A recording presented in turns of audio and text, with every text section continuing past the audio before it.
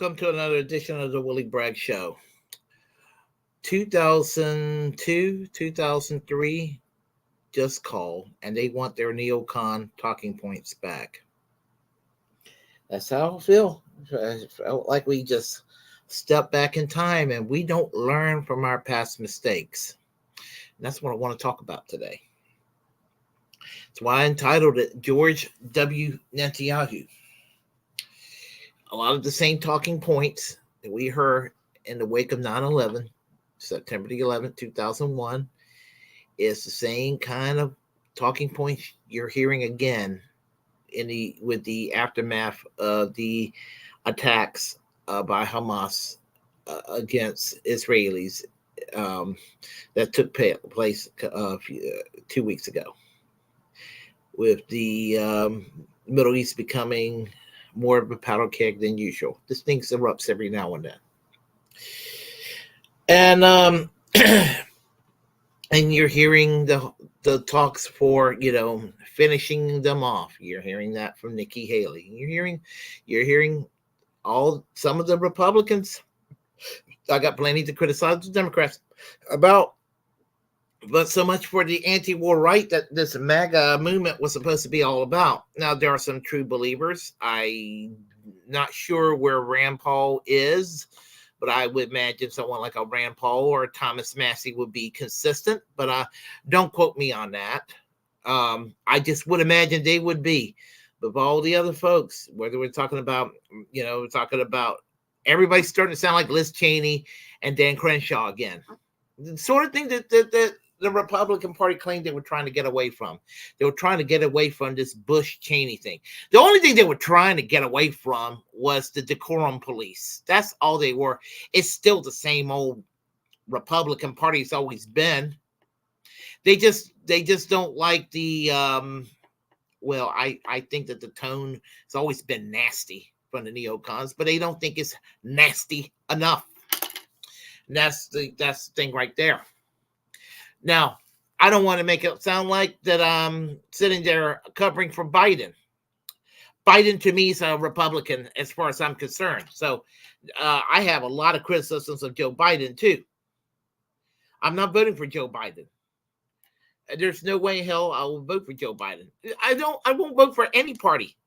No matter who you vote for within the two-party system, you're going to get more of the same.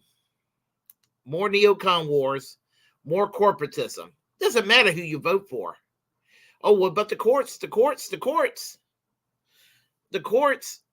Democrat, Republicans, no matter who you appoint in there, favors big businesses and corporate special interests. This Citizens United, and going back to Buckley versus Valero in the 1970s, just didn't pop up in a volume. And no matter who's in power, the military-industrial complex are always happy because the two-party system are just fine accommodating the defense contractors. So I just kind of want to lay that all out for you all. And because all these things are important to discuss. So with all this that's going on here, I want to discuss.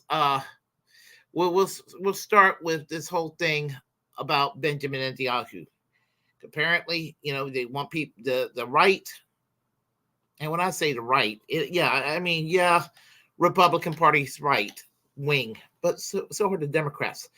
And for the Republicans and the right wing of Fox News, stop conflating the Democrats with the left. There is no established left in the United States, except for independent voices. That's what you get with the left. The left doesn't have any power in this country. No meaningful power that the left has. So when people say the left and conflate it with the Democratic Party, please stop doing that. It's an insult to leftists when you sit there and you say that Joe Biden and Kamala Harris are leftists. They are center-right. They're basically George W. Bush, Dick Cheney Republicans who are reluctantly pro-choice on abortion, reluctantly pro-gay marriage. That's the difference. Other than that, they are the same old assholes that were controlling the government 20 years ago by the Bush-Cheney consensus. I want to go and get that out of the way.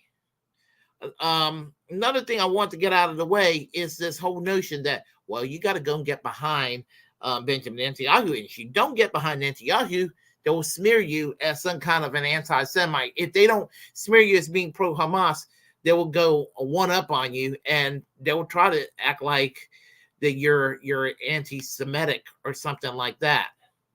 Well, here's the thing.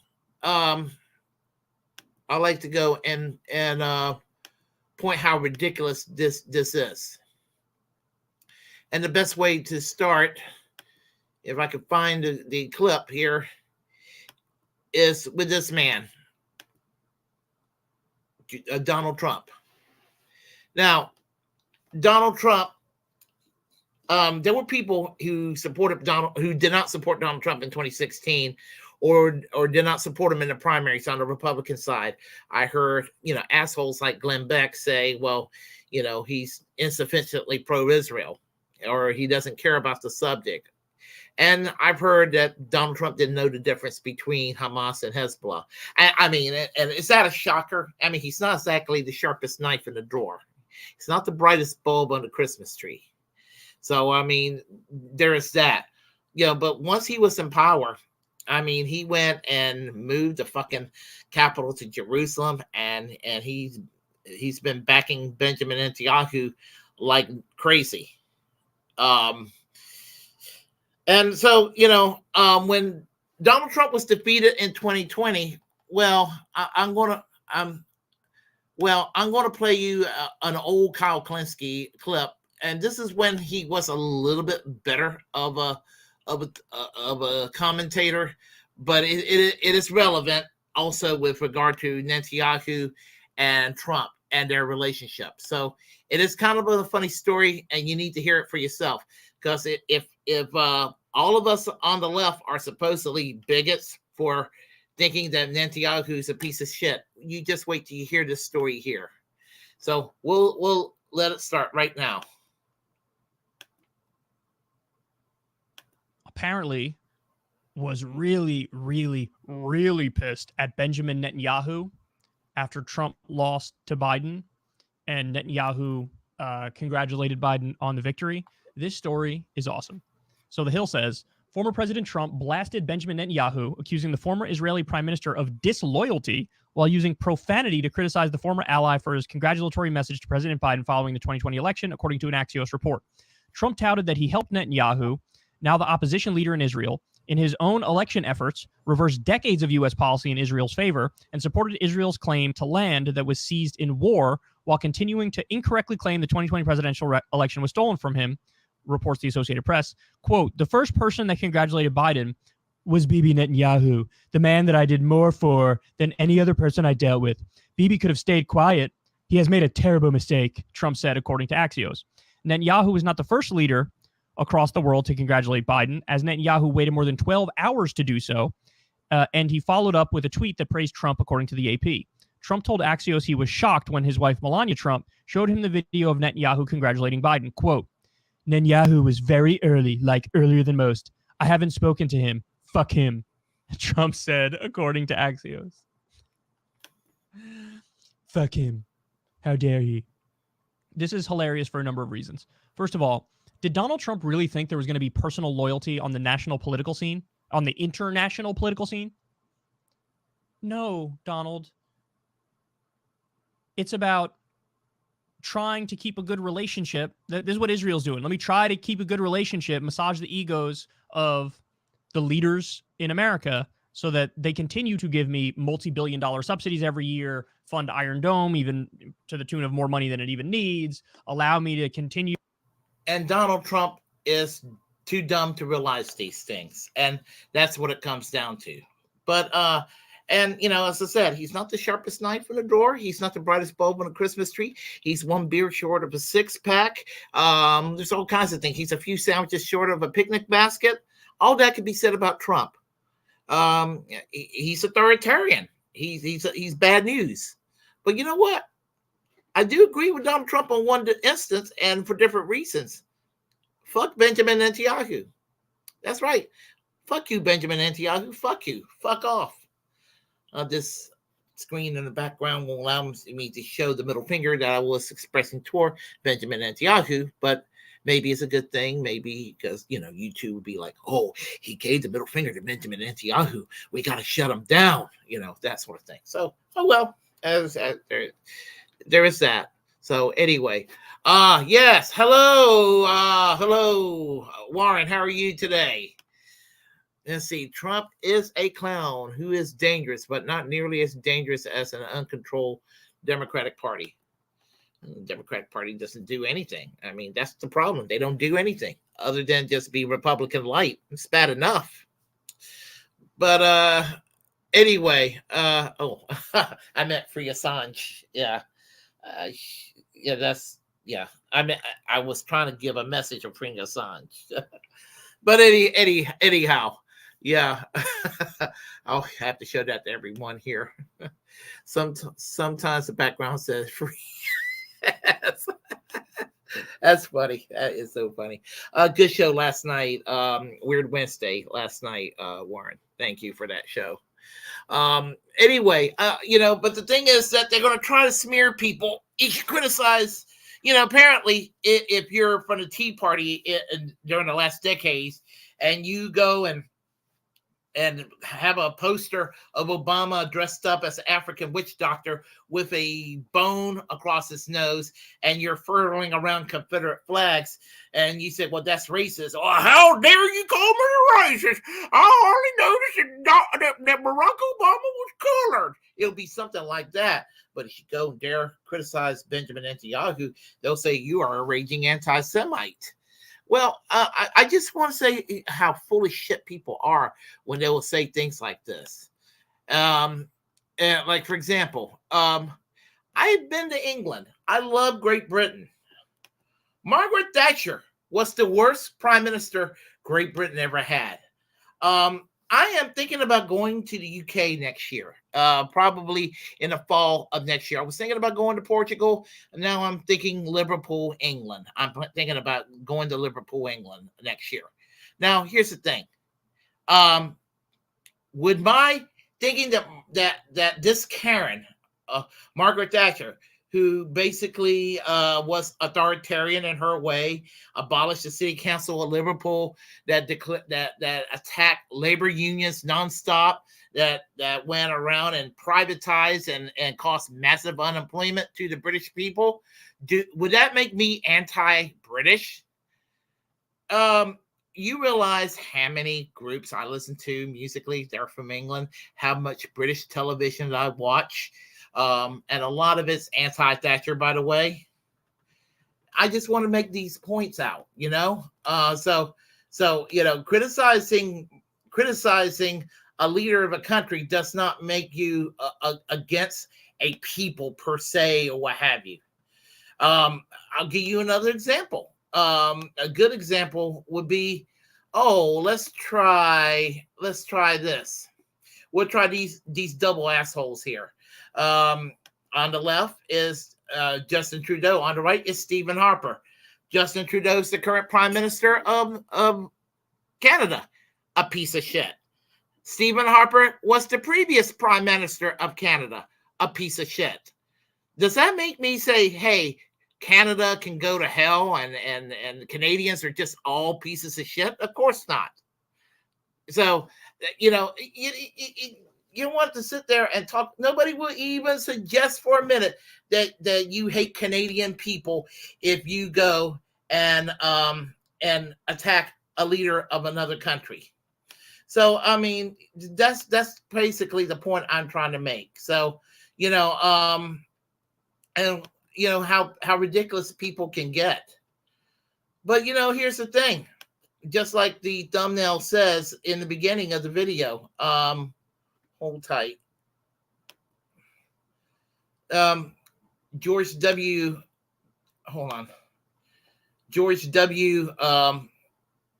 Netanyahu. So much similarity to 2001.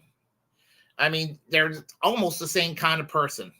Religious fanatic, ultra capitalist, war criminals. and basing shit on lies, basing shit on fucking lies. And that would definitely be Benjamin Netanyahu today. And let me tell you about Benjamin Netanyahu. When he was the foreign minister in Israel in the early 2000s, the first year of the what was the name of the government, the Ariel Sharon government, after 9/11. Not that George W. Bush nor Tony Blair needed any convincing, but he was actively trying to convince Bush and Blair to go into Iraq. So, to me, that makes him complicit as a foreign minister. That makes him complicit as a war criminal. Never mind. We can add the war crimes against the Palestinians later on. But just the act of what he did going into Iraq, the United States and Great Britain, he was a partner in crime. So I have said arrest Benjamin Netanyahu as well as arrest George W. Bush and Tony Blair. So I am consistent when it comes to who to go after for justice. Julian Assange is behind prison, is behind bars for exercising his free speech right, his right to be a journalist who did not harm anybody. But George W. Bush walks around as a free man. John Bolton walks around as a free man. Dick Cheney walks around as a free man. Liz Cheney walks around as a free man. Tony Blair walks around as a free man. And Benjamin Netanyahu walks around as a free man. Where is the justice there? Tell me, where is the justice? Because I sure as hell don't see it. So, I just get like really, really frustrated by all the things that just goes on and everything. But let's talk about let's talk about more of the similarity, shall we? Because I think that we need to. So we will start with some old time religion right there, because you see this man, John Hagee, one of the most vile people, TV evangelists around, one of the most right-wing authoritarian people around that you can imagine. Let me tell you, while everybody, and there's plenty to criticize Barack Obama around, but they wasted no time criticizing Obama over some controversial sermons by Pastor Jeremiah Wright of his church in Chicago. That he was not wrong about, by the way. But they acted like he was the worst person in the world. At the same time, John McCain's spiritual advisor was John Hagee, Pastor John Hagee. John Hagee claims that that Hurricane Katrina happened because it's God's wrath against the people of New Orleans because there was a pride parade. John Hagee blames the Catholic Church for Hitler. John Hagee, which he's anti-Semitic, and so I don't know what you think he'd be pro-Hitler, but anyway, John Hagee basically is a fanatic. I mean, he's like one of the worst around that there is, and he still defends the Iraq war to this day. A piece of shit there is. And look who he's piling around with, Benjamin Netanyahu. And he defends him in a lot of his church sermons. So, Karl Marx, I'm not really a Marxist, but Karl Marx talk about the opiate of the masses. Well, that's really a good example of opiate of the masses right there, if there ever was one. Let's see. Let's go with this motherfucker that just passed away a little while ago, Pat Robertson. Maybe slightly less less right wing, but still right wing, but in some ways more crazy. Is the late Pat Robertson, and Pat Robertson was beating up for drums and war for Iraq. He's also Christian, was a Christian Zionist.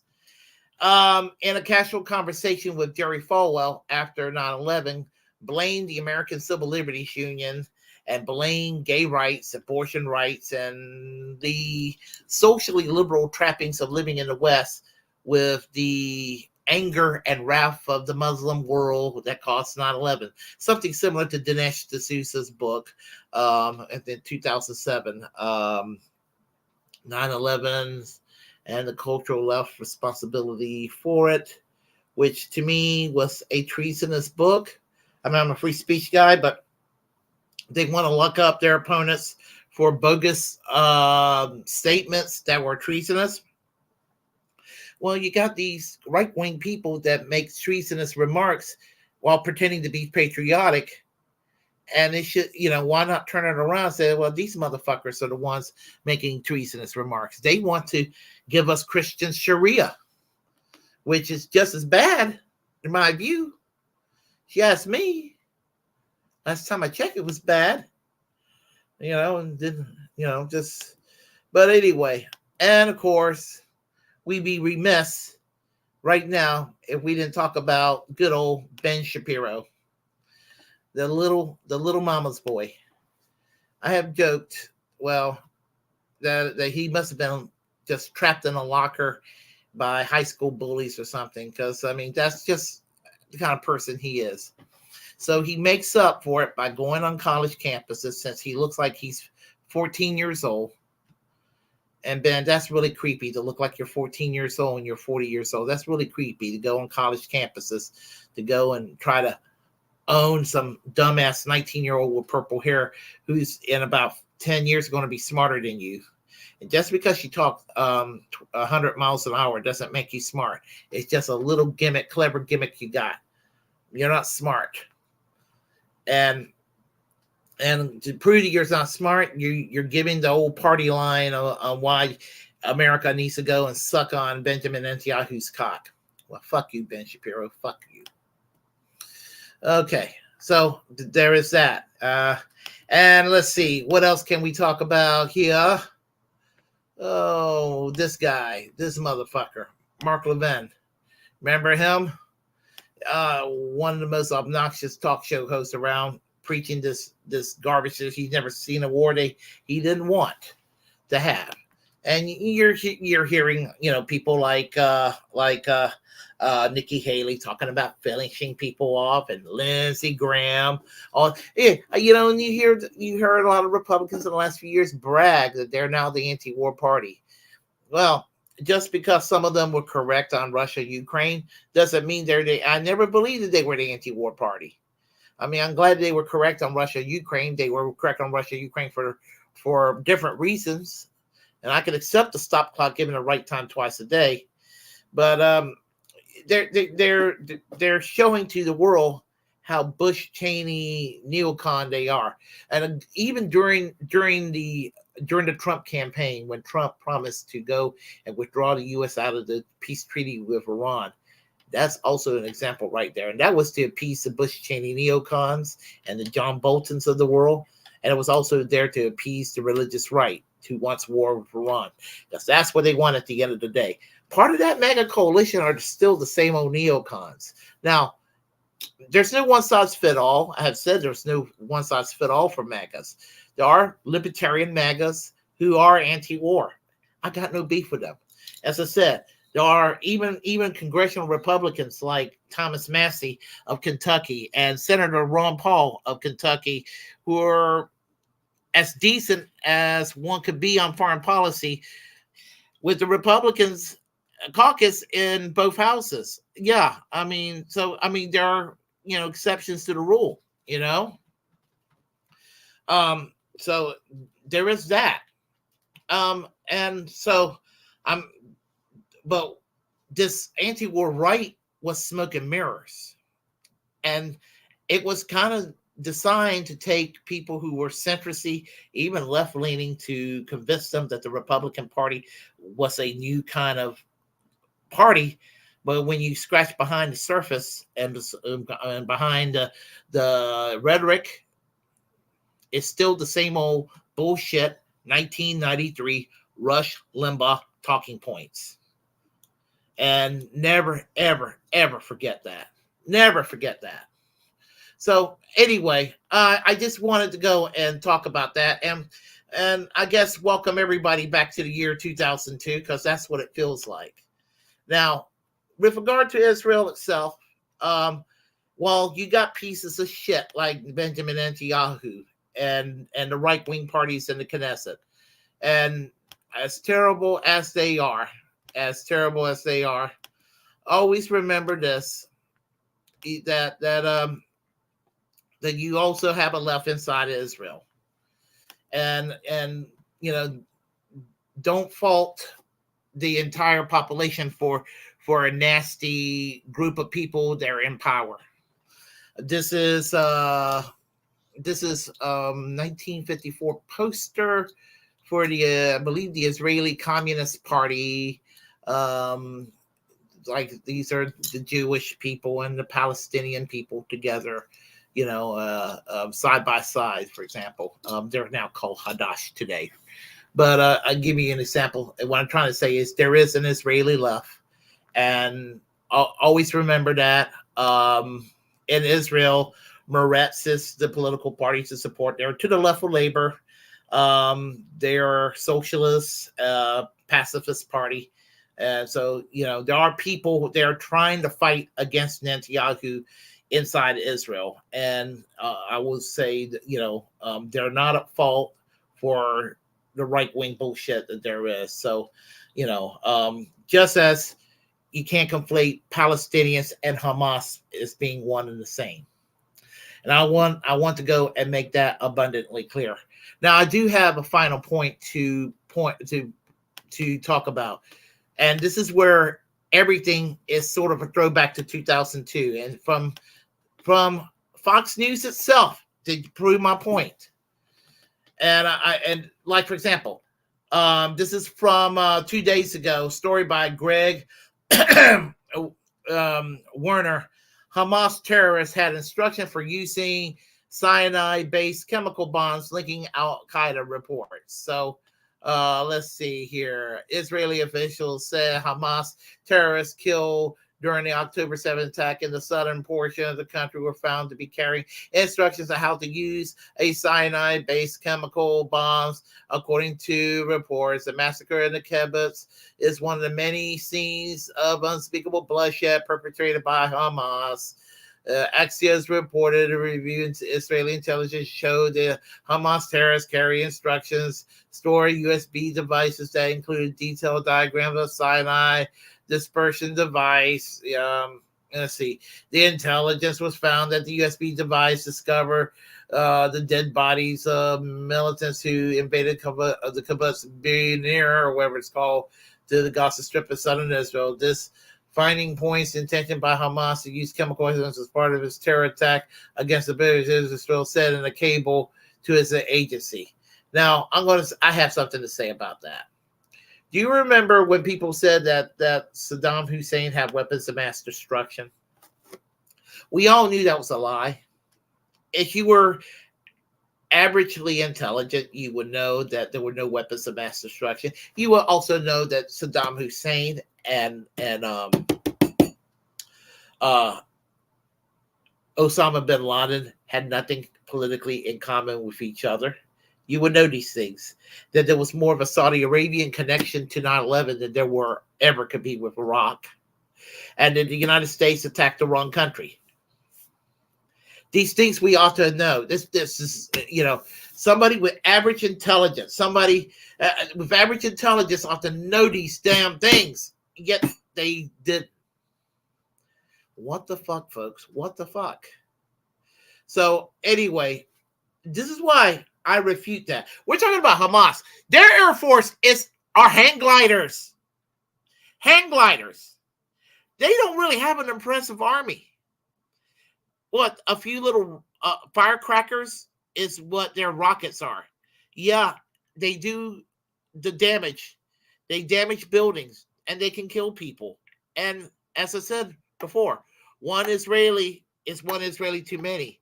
But at the same time, 100 Palestinians killed or 100 Palestinians too many. Anybody that dies is inaccessible in this conflict. And there's a way that you could just put a stop to all this. And that is basically to do this. For Israel to stop treating Gaza like an open air prison, to allow them to have an infrastructure, allow them to have electricity and water, allow the aid to come in there, treat these people like human beings. Because when Hamas was voted in, they were voted in out of desperation. I think that the majority of the people that voted for Hamas in 2006 would not have voted for them otherwise. And I want y'all to remember that. Hamas and Palestinians are two different things. They're two different entities. And here's the thing about Palestinians. There's a prejudice here in the United States that there's a misnomer that Palestinians are all a bunch of Muslims. Most are Muslims. It's true. There's a lot of them who are Christian.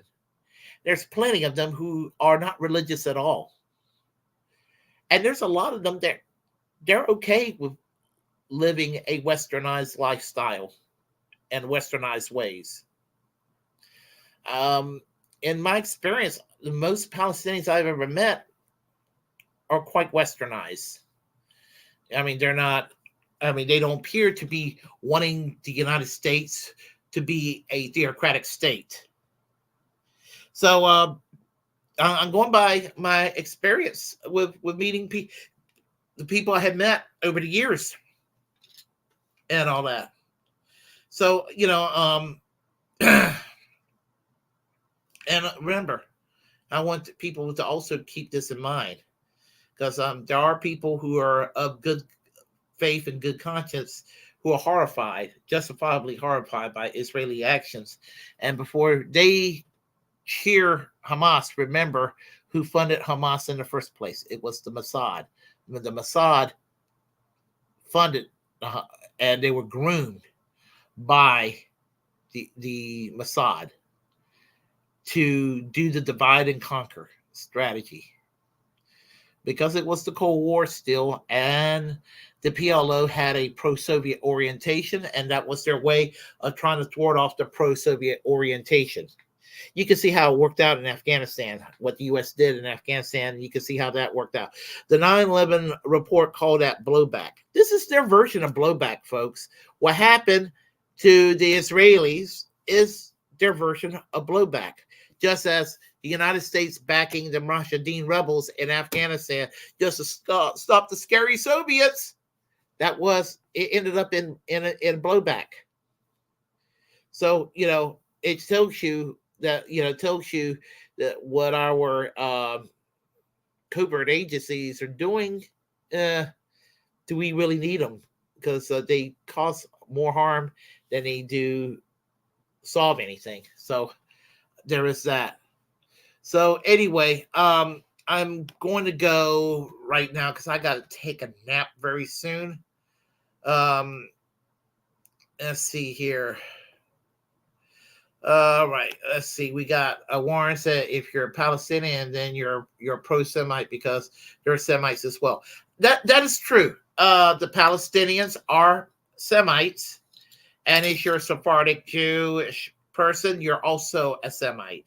The people who come from Europe to Israel are more Ashkenazi, and they're that ethnicity are converts from, I guess, around the 700s, 600s and 700s from a place near by the Ural Mountains, by the Caspian Sea, what is now Russia.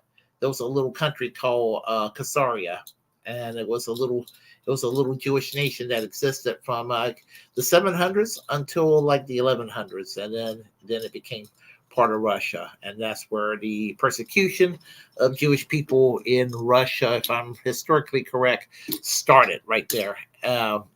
So anyway, all right, and let's see here.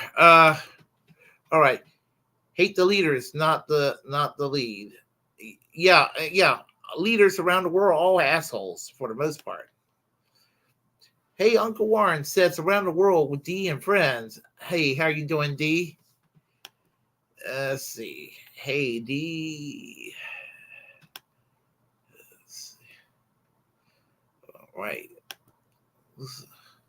Look at those two dog turds. Oh yeah. Yeah. There must have been Stephen Harper and Justin Trudeau. Was it John Hagee and Benjamin Netanyahu? Same difference. Let's see. Oh, yeah. John Hagee, John Christie. That's funny. All right. These fucking televangelists are dying for the rapture apocalypse for their ratings alone. Pretty much. That's pretty much what it comes down to. So anyway, if you like what you heard, please press like and comment. Comment anyway. If you disagree with what I have to say, we will have a conversation. Feel free to share the content on this channel. As a First Amendment absolutist, it's my duty to inform you to create your own platform and utilize it because we are the muckrakers of our time. Subscribe to this channel. Hit the notification bell. Follow me here on YouTube, Twitch, Rumble. Also follow me on Twitter and Facebook. You know me, I live on Twitter almost 24 hours a day, 7 days a week. And what else can I say? Announcement-wise, at 4 p.m. tomorrow afternoon, if all goes well, we'll have three content makers having a discussion. And that's the Jabari VOC podcast, Tommy Nation Politics, and the Willie Bragg Show, all talking about the Cornel West campaign. And that should be on, if all goes well, tomorrow at 4 p.m. Eastern Standard Time. And at 5 p.m. Eastern Standard Time, 2 p.m. Pacific Standard, Braglands with myself and Jimi Sunderland. It'll be our Halloween show. On Saturday, I'll have my usual 8 o'clock live stream. And any announcements? I trying to think. Something will come up later. So until next time, I am Willie Bragg. Take care. I will see you all next time. I will leave with some music.